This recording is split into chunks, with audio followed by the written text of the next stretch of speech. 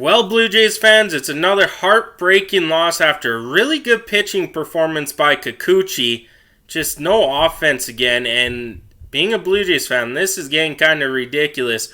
Welcome back to Gillis TV. If you're new to the channel, like anything MLB related news, rumors, post games of the Blue Jays, streams of the Blue Jays, any games, we got it covered here on the channel for you.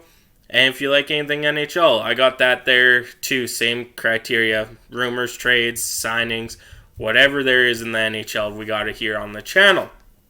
Now, Blue Jays lose the third game of the series, lose the series to the Orioles, and fall to 7-17 versus the AL East.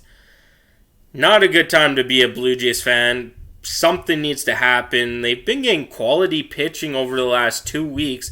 I would say about 85 to 90% of the games have been quality starting pitching.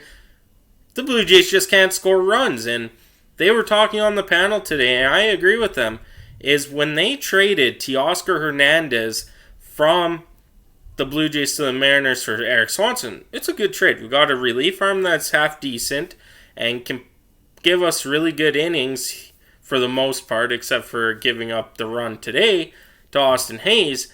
But that trade was due to the fact that we were getting a guy like Dalton Varsho who has the power, can hit anywhere, has the speed, can do the little things. They were banking on Vladimir Guerrero Jr. to have that 2021 season with all the power. Now, don't get me wrong. Vladdy has been hitting pretty well over the last few games. He has 8 hits in 9 games or something. Not the greatest, but it's there. But they're not finding the Vladdy they thought they were getting. At the start of the season, Vladdy had, a bunch of home runs, bunch of doubles, was getting on base. Last, I would say about 20 games, 25 games, he has 2 home runs, only 7 doubles. Yeah, his singles are bang on. He's getting on base, but no one can score him. So this begs to the question before we get to the game review, does Vladimir Guerrero Jr. go to the top of the order? And hopefully Springer or Bichette can score him, because no one behind Guerrero is going to score him from first. As long as Guerrero can get on base, then maybe it's a possibility that they can manufacture runs that way. We got to figure out something, because Vladdy has 2 home runs in last, I can't remember, 15, 20 games. The home runs aren't there, the doubles aren't there. He's hitting a bunch of singles, which is nice, but he needs runners on base or something to score them with all these singles he's getting, which that's not happening. So there needs to be something here with the Toronto Blue Jays that they need to find either a power bat to fill in behind Guerrero every time he hits a single. Guerrero needs to start trying to hit home runs or something. Don't get me wrong.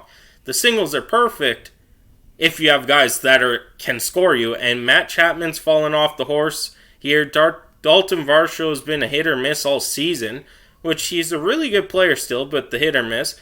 The only ones really kind of staying par with the start of their season or got better is Brandon Belt, who's currently on the IL, and Whit Merrifield and Kevin Kiermaier. Biggio is getting better, don't get me wrong. He almost hit a home run, which I thought was a home run, and went over the foul pole, but there wasn't enough evidence to say it was a home run, which would have made this game a 4-3.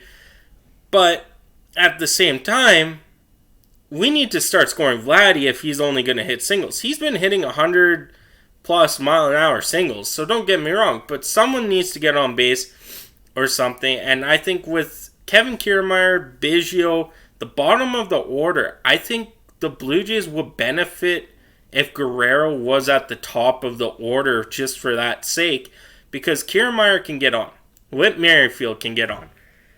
Whit Merrifield's been a double machine this year, stolen base machine this year too.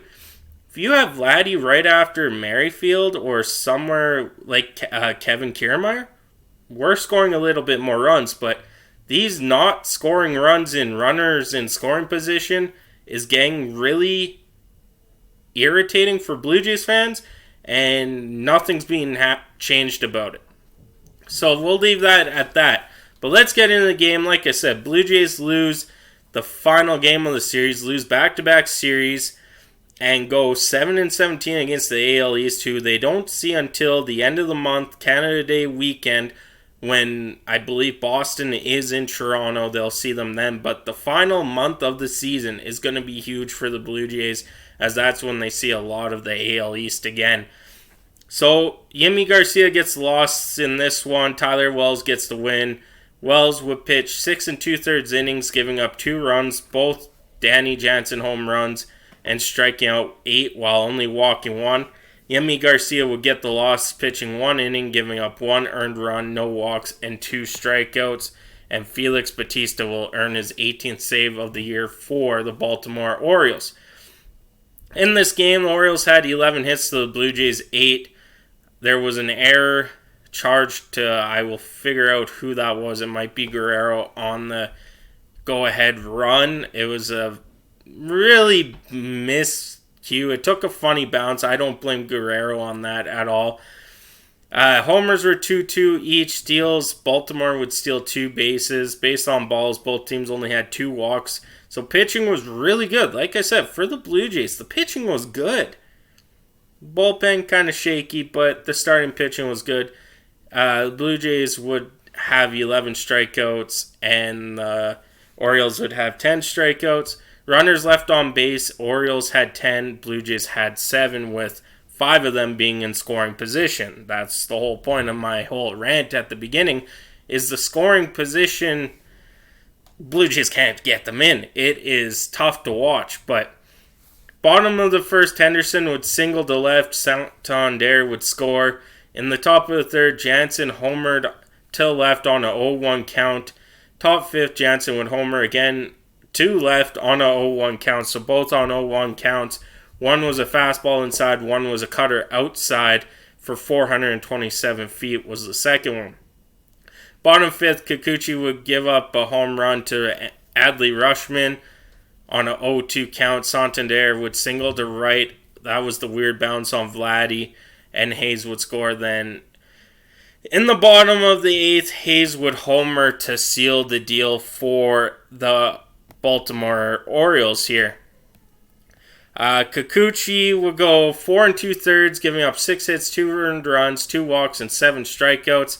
Garcia would give up 4 hits, 1 earned run, and get 2 strikeouts. Meza would go 1 1/3, or 0.1 of an inning, getting out Gunnar Henderson.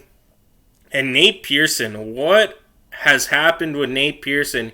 He is turning out to be what the Blue Jays hoped for, and him in the bullpen is really good. He's hitting his highest was 101.9 today, and he also broke a bat for the final out. Then Eric Swanson would give up that late home run in an inning there.